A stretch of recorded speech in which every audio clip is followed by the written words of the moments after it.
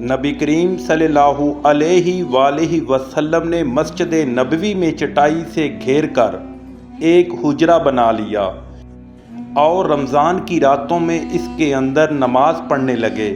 پھر اور لوگ بھی جمع ہو گئے تو ایک رات نبی کریم صلی اللہ علیہ وآلہ وسلم کی آواز نہیں آئی۔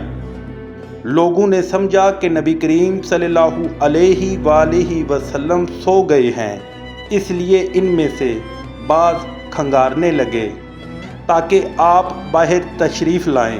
پھر نبی کریم صلی اللہ علیہ وآلہ وسلم نے فرمایا کہ میں تم لوگوں کے کام سے واقف ہوں، یہاں تک کہ مجھے ڈر ہوا کہ کہیں تم پہ نماز تراویح فرض نہ کر دی جائے، اور اگر فرض کر دی جائے تو تم اسے قائم نہیں رکھ سکو گے۔ پس اے لوگو، اپنے گھروں میں یہ نماز پڑھو، کیونکہ فرض نماز کے سوا انسان کی سب سے افضل ترین نماز اس کے گھر میں ہے۔